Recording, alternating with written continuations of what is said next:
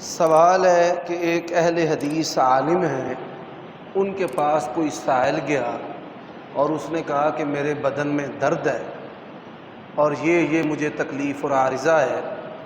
اس عالم نے کہا کہ آپ پر بندش کر دی گئی ہے، اور انہوں نے دم بھی بتایا اور تعویذ بھی لکھ کر دیا اور کہا کہ پانی میں اس کو گھول کر پئیں۔ کیا یہ عمل جو ہے شرک تو نہیں؟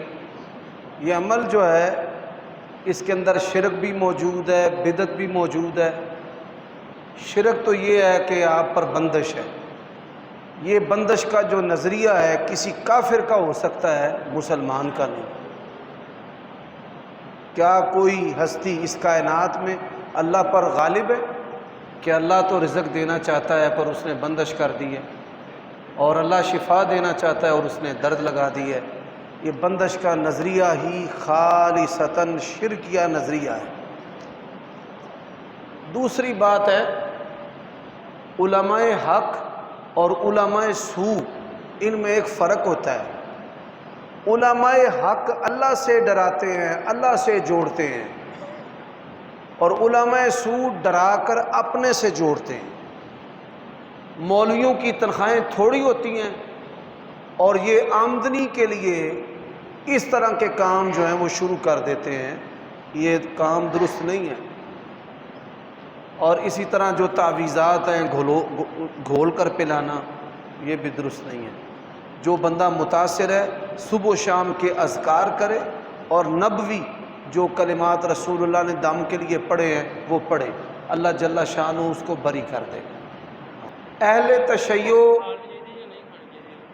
تشیع ہو یا اہل حدیث ہو، زیارتوں پر جانا اور وہاں سے لا کر پتھر دینا، نگینے دینا، کھانے پینے کی چیزیں دینا، خواہ وہ مکہ مدینہ کی ہی کیوں نہ ہوں، یہ جو تبرکات ہے نا بناوٹی، تو یہ جو چیز ہے یہ بدعت ہے، اور اس کے اندر غلو انسان کو شرک تک لے جائے گا۔ کھجور آپ کو کوئی دیتا ہے تو وہ آپ کھائیں، زمزم پئیں، لیکن کہنا جی میں مدینہ شریف تو اے نگ لے آندا ہے، اے پالو تہاڈی قسمت بدل جائے گی، یہ شرک ہے۔ نبی علیہ السلام، اللہ نے فرشتوں کی فوجیں رسول کریم صلی اللہ علیہ وسلم کو دی۔ دنیا کے کسی پتھر میں اگر امت کے لیے خیر ہوتی نا تو وہ خیر رسول اللہ بتاتے کہ فلاں نگ ڈالنے میں میری امت کو رزق ملے گا، فلاں نگ ڈالنے سے بیوی ملے گی، فلاں نگ ڈالنے سے بیماری دور ہوگی۔ اگر پتھروں میں خیر ہوتی،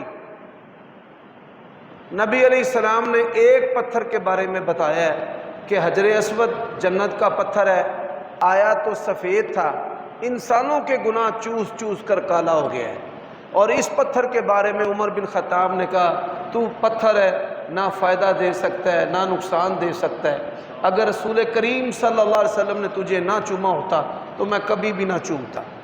اور اس سوال کا آخری حصہ، بطور زینت کے، بطور خوبصورتی کے آپ یہ نگ پہن سکتے ہیں شگون لیے بغیر، کپڑوں کے ساتھ میچ کر کے، کنٹراسٹ کر کے، بطور خوبصورتی کے آپ یہ چیزیں استعمال کر سکتے ہیں۔ ایسی روایت جس میں یہ آتا ہے کہ منگل کے دن بری چیزیں پیدا کی ہیں، یہ بنی اسرائیلی روایت ہے، اسلام کے ساتھ اس کا کوئی تعلق نہیں۔ جس طرح ہفتہ ہے ویسے اتوار، سوموار، منگل، بدھ، جمعرات۔ ہاں، جمعہ جو ہے وہ ایام کا سردار دن ہے، اس کو نبی علیہ السلام نے سردار قرار دیا ہے۔ اب دیکھیں یہ مذہبی صوفی جمعرات کے تقدس کے قائل ہیں، جمعے کے تقدس کے قائل نہیں، آوازیں دیں گے جمعرات پیراں فقیراں دا، جمعرات دا روز۔ عقیدت، اللہ کے نبی نے جمعے کو سردار کہا ہے، انہوں نے جمعرات کی جے جے کار کی ہوئی ہے۔